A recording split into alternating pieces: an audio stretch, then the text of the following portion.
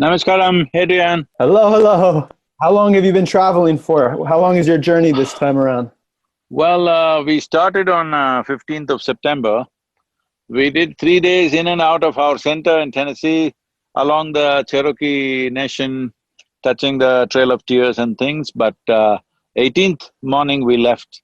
So since then, we've been completely on road. We thought we'll close it by 10th, 12th of October, but it looks like it's going to 20th. Well, I'm really happy to be here with you now and hear about your journey and I don't know. I mean, this is sort of a unexpected opportunity to ask you a question or two. Don't ask me difficult questions, huh? Ask me something nice and easy.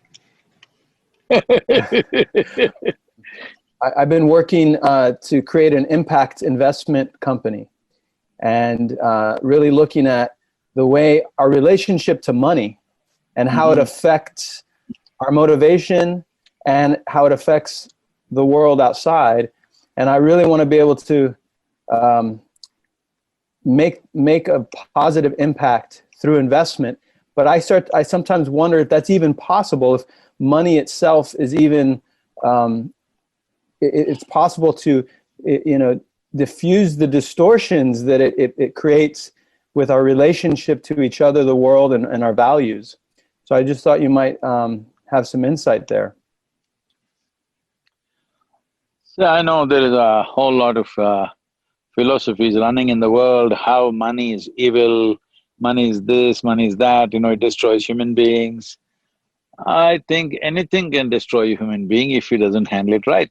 That that is also true with the instrument that we call as money.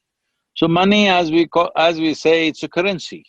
It is only a means. We could have just done barter or trading between people, but as our transactions became more and more complex, we needed an instrument. So, this is just an over exaggeration of things that people get identified with the means rather than the end. Why does anybody seek money in the very beginning? One thing is nourishment. People want to eat well. Once that is done, lifestyles. Once that is done, it is a power trip, all right? So, essentially, it's an instrument for something else. So, when we have an instrument, suppose I give you a screwdriver, you can use it to fix some machine, or you can use it to scratch your head. Some people, I've seen them using a screwdriver to clean their ears, they may not have their ears for very long, or they may violently poke it into somebody. I'm saying every instrument is like this. The hand that holds it determines the quality of the instrument. By instrument by itself doesn't do anything, money by itself doesn't do anything. It is a certain empowerment. How we use this empowerment is definitely left to us. I heard that you're trying to do investments which are sustainable and, which helps people to create at least a little more sensitive economic process.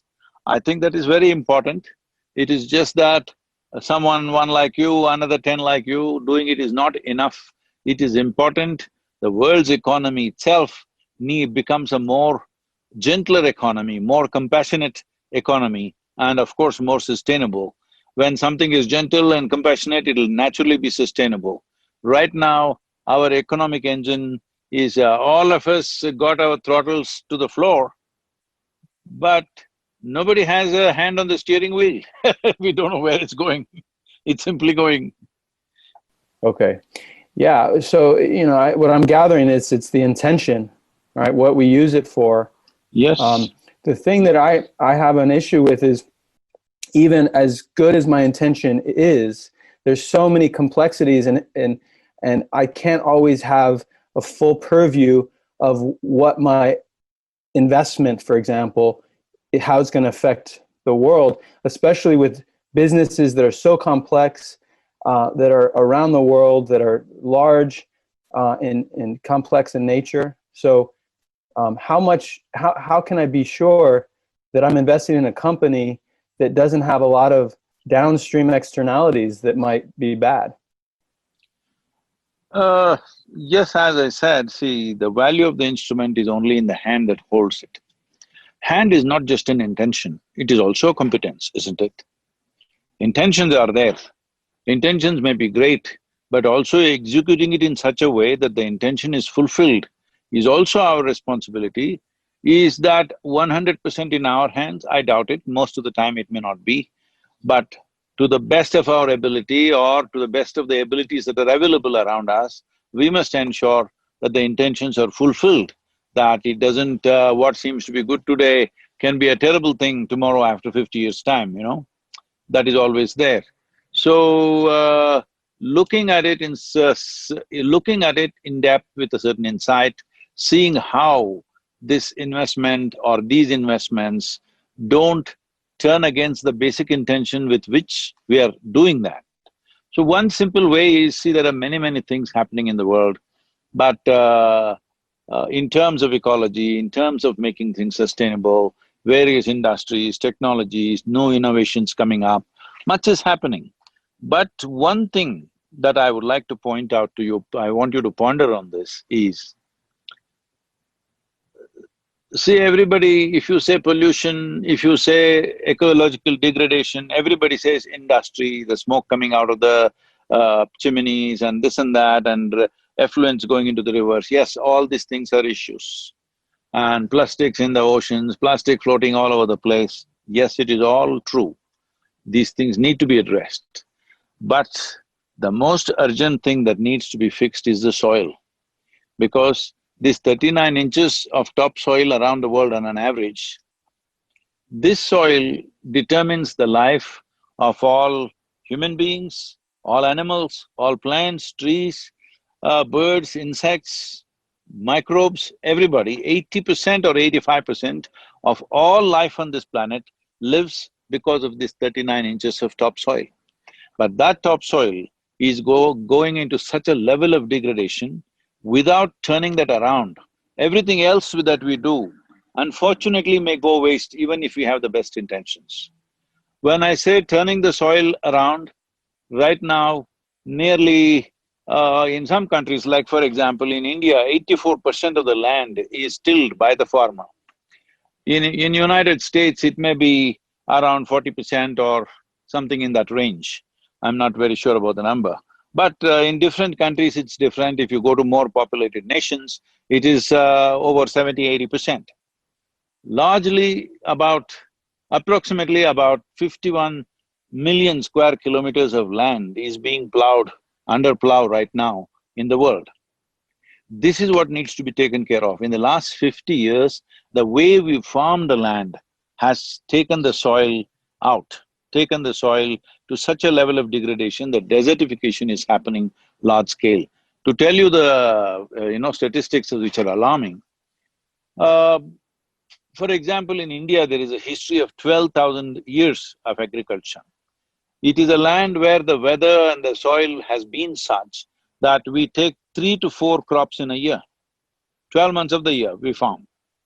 For 12,000 years we farmed, but in 50 years, we have brought it to a place where 52% of the land is right now being declared as degraded soil or fallow land. 52% in 50 years' time. Because of the agricultural practices, what we call as modern agriculture, once there is population pressure, this happens like this.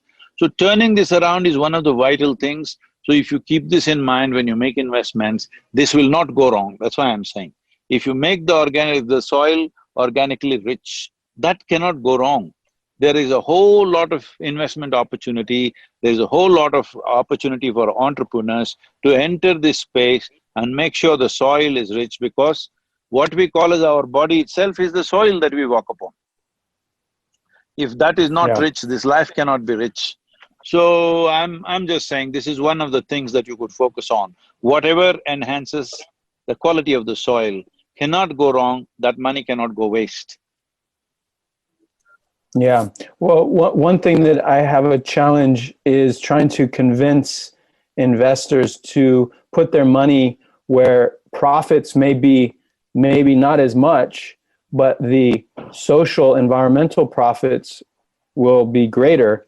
And people are very focused on making a lot of money that they can have, as opposed to recognizing the impact or the ripple of their investment out into the world.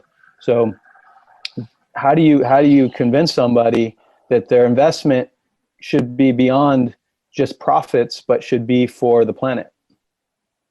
See, when you term something as an investment, naturally profit is the goal, isn't it? So the question is only, are you willing to wait for a period of time to get back your money? Or you want to get back, we know immediately within a year or two, whatever the expectation is. And also how much do you get out of that? That is what you're saying. But the people who handle money, their idea of growth is only more money. You can't tell that guy, make less money and be happy with it. He doesn't listen to that. So there are many ways to handle this in the sense, the investors, wherever they come from, to transform the atmospheres in which they live so that their life gets better by investing in the region, to show them visually that this is what happens, even if that's done small scale. Large scale activity is happening somewhere else, let us say. Small scale, if it happens around them, maybe they will be able to recognize that and maybe able to appreciate the value of what you're saying, the value of sustainable returns that are happening in terms of cleaner air, in terms of pure water, in terms of a richer land. This is happening if we are doing it elsewhere, let's say, wherever we are doing, if you also do it in their garden and show them what happens and how their life changes, maybe they will be able to appreciate it more. But essentially, it's their money and they think they want this much out of it. You can't help it, but because they're the ones who decide that, we can try to impress upon them by showing them the value of the other values of life. Because for me, life means no nutritious food, pure water, clean air. This is life because this is what makes my life tick. But their idea of life is counting money in the bank, how much money, how much money. So one thing to remind everybody is this is a limited amount of time what we have on this planet here, all of us. Yeah. In this limited That's amount that. of time, unlimited wealth means nothing. You know, if you had unlimited amount of time, unlimited amount of wealth means something. Limited amount of time, unlimited amount of wealth means nothing. And anyway, the either FedEx or DHL doesn't take any packages or a container full of cash or things for you when you go. All you get is a small box, okay? So packages don't go anywhere. So if this much is make everybody realize that, I think at least in the later part of their life, they may start investing in a different mode, which lives beyond them, which lives for everybody's well-being. Yeah. I'm trying to bridge that gap and show our investors, get them out of the spreadsheet, get them out of the numbers, and get them into the experience of impact so that they feel in their experiencing self the good they're doing, so that they can have a return on experience, not just a return on money.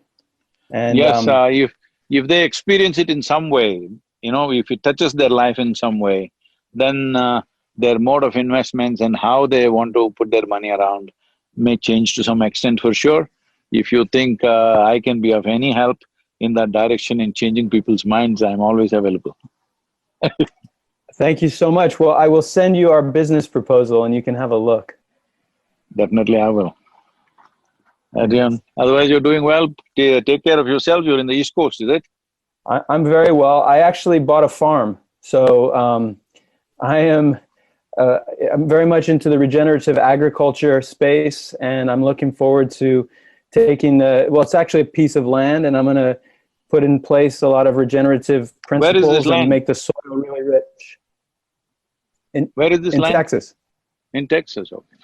Have you heard of our Kaveri calling? Right now we are working to transform about 83,000 square kilometers of river basin with 5.2 million farmers. It's a massive movement, look it up. It is a fantastic success right now, the first year, in spite of the pandemic. We've met all the targets and it has transformed thousands of farmers' lives.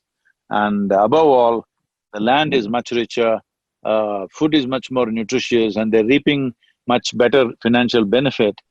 Most farmers in 5 to 7 years' time are earning about 300 to 800% more. Yes, that's the number. 3 to 8 times more than what they were earning 5 to 7 years ago because of what we call as a holistic tree-based agriculture that we brought forth. We have been working with this for the last 22 years. Now it is functioning as a massive movement called Kaveri Calling. Kaveri is the name of the river around which I grew up, and I saw how it depleted in this 40, 50 years' time. So as a part of reviving this river, which has over 120 tributaries, but nearly 70 of them have almost gone dry. So because almost the entire basin is under agriculture, we are seeing how to bring back trees into agriculture, and fortunately, we managed to, in the last 6, 7 years, we managed to do the necessary policy changes which will support this in the government. And right now it's running as a very successful campaign. Please look it up, I'll ask them to send some detail to you. But about Please do. investments going into the right place, this is a really important area because if people do not put their money in the right place, there will be no real change. I'm really glad you've taken that up. In whichever way we can support you, we're always available to you. Thank you. If you've come across any businesses as you're speaking about, please send them our way and we'll take a look for sure. We'll do that. Wonderful, Adrian. And if you need Thank a place to stay when you're going through Texas, you let me know. Where are you in Texas? Austin. Austin. We may be touching Amarillo probably in Texas. We're coming to Albuquerque in Mexico, New Mexico, and from there to Amarillo. And then we're going to Oklahoma and back to Memphis and Tennessee. We're all… by then we would be out almost a month. We'll come to Austin sometime. I like Austin Another because time. all the music on the street, I like that. I'm a blues fan. Yes. You can see I'm blues time. Where do you keep your guitar on that motorcycle? No, I never played guitar, only my ears. Right now I'm trying a hand at the harmonica, but it's producing all kinds of ugly sounds. I need to work on it. Well, I can give you a couple lessons if you want. Oh, definitely. I used to play when I was growing up in New York in the subway stations when I'd wait for the subway because of the echo. So it's a great instrument to throw in your pocket. Yeah, that's the best thing about it. You can carry it wherever you go. So I just got one about a month ago. I'm trying to put my mouth to it and make some sounds, but it's not cooperating yet. I have to get my way around. You just got to pucker your lips real tight so you get the one note. I'll send you a little piece that I'll do and send it to you. Let me see. Okay, thank you so much. If you can guide me around that. Yes. Well, thanks, Sadhguru, for the call. Thank you. Please take Blessings. care. Have a great Keep yourself healthy in this virus times, because you work with big teams and other things. Make sure this is the fundamental responsibility we have, that we must stay alive through this period and ensure everybody around us stays alive. That's all the best thing we can do right now. Yes, sir. Thank you. Thank you.